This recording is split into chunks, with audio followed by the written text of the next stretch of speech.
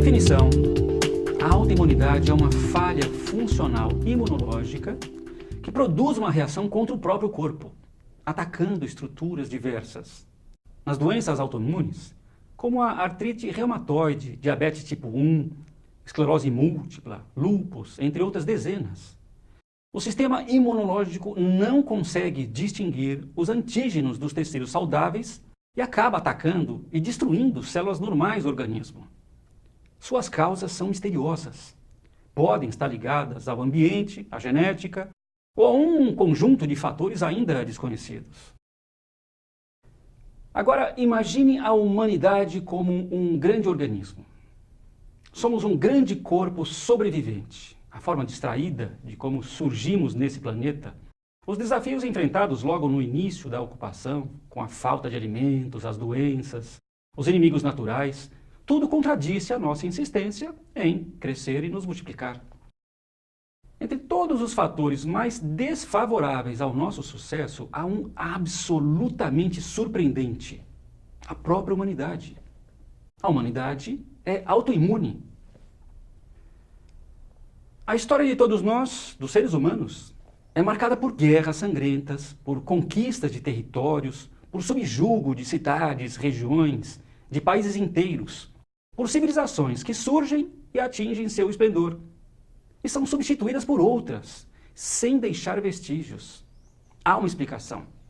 Um sentido de autopreservação. Grupos humanos nômades lutaram entre si pela sobrevivência em ambientes com poucos recursos disponíveis. Foram cerca de 50 mil anos de uma prática intensa de lutas que provavelmente aderiu ao nosso código genético. Isso não é só história, é presente. Está ocorrendo por todo o mundo, em cenários que vão do local ao continental, nas esferas econômicas e sociais. Facções criminosas lutam por poder em bairros contíguos. Violência de toda espécie tem de ser permanentemente combatida nas grandes cidades. Grandes grupamentos humanos fogem de guerras criadas em delírios religiosos. Células terroristas espalham o câncer do medo. Países disputam territórios supostamente estratégicos e sofrem sanções. Outros recebem as mesmas penas apenas por suas ideias. Uma outra doença da humanidade que é virtualmente invisível, mas cujos efeitos criam ulcerações expostas, morais e econômicas, é a corrupção. Ela também ocorre em cenários que vão dos locais aos continentais, nas esferas econômicas e sociais. Não é necessário descrevê-la em suas inúmeras facetas, mas um tipo específico de corrupção podemos atribuir a um outro traço genético, mutação hoje indesejável, fruto da adaptação natural. Eu explico.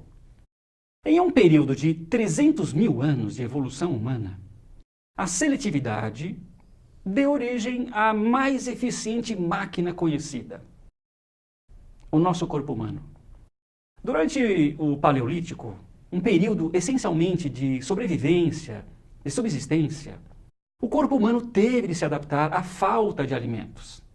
As famílias passavam dias, às vezes, sem comer. Assim, tudo que era consumido deveria ser transformado em reservas para uso nos períodos mais difíceis, na forma de gordura corporal. No mundo moderno, rico e próspero se comparado ao passado distante, as pessoas ainda vivem a ilusão da falta de recursos e de períodos difíceis. Por isso têm compulsão em acumular. Só que as gorduras corporais, hoje, se travestem em contas bancárias. Por meios legais ou ilegais, algumas pessoas tendem a acumular riquezas compulsivamente. 0,5% da população mundial concentra 50% de toda a riqueza, como se isso fosse obra da seleção natural. É um pensamento de origem paleolítica, onde um instinto fisiológico assume o comando do todo-poderoso cérebro e seu novo ultra-evoluído córtex. Não faz sentido. Uma única pessoa, por exemplo, um dos mais ricos da atualidade, pode alimentar 220 mil famílias durante 80 longos anos. Enquanto isso, a fome no mundo atinge 800 milhões de pessoas. Uma prova da autoimunidade humana são os documentos do escândalo recém-descoberto, Panama Papers, que escancararam a produção compulsiva de apenas 1% dos 1% mais ricos do mundo. Outro aspecto dessa doença que herdamos e sofremos são as polarizações ideológicas. Esse antagonismo de sistema, de ideias, de grupos, é outra manifestação tribal, provavelmente enraizado em nossos genes no período neolítico. Durante 10 a 15 mil anos, as pequenas populações começaram a se organizar e a trabalhar em sistemas cooperativos. Por natureza, os mais fortes, então, os mais aptos a defender os pequenos grupos humanos, se tornaram líderes. E durante os milênios subsequentes, todos achamos necessária e também natural a presença de autoridades que nos comandassem.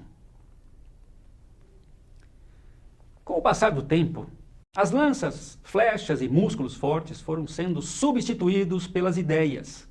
E da mesma forma, os grupos sociais se acostumaram a serem liderados por diversos idealizadores, sem um apropriado e necessário questionamento. Senão, reflita por um momento.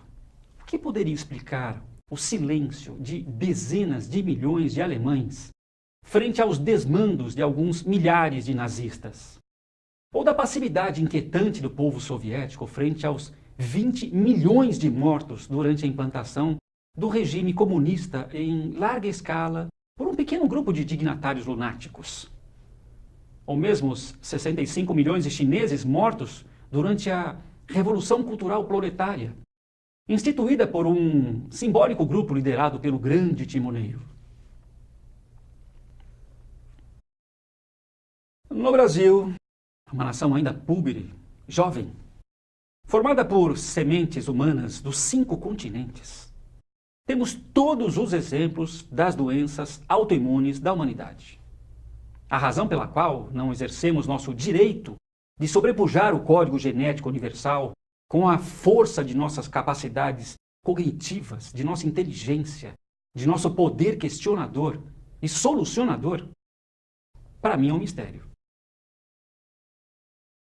Talvez as enormes quantidades de exemplos de violência, de corrupção, de desequilíbrios e desigualdades sociais, de pragmatismos ideológicos, anacrônicos, emparelhados nos desmandos políticos, tudo isso tenha causado esse torpor, essa apatia moral, fruto de um amansamento condicionado, talvez naqueles 10 ou 15 mil anos do período neolítico. Na autoimunidade, o corpo luta contra si mesmo. É dialético, contraditório, conflituoso. Deseja a vida, mas se enxerga como o próprio inimigo. A humanidade, idem. Esta reflexão simplificada, talvez até exageradamente simplista, tem um objetivo claro: mostrar a necessidade de iniciarmos todos uma recodificação nas esferas sociais e econômicas, do local ao continental. Eu proponho pensarmos fora da caixa, dos limites pessoais, dos limites da história, dos limites da mesquinhez, dos limites do poder autocrático da classe política ególatra, dos limites genéticos. Vamos todos procurar uma cura para a humanidade. Até uma próxima reflexão. Um abraço.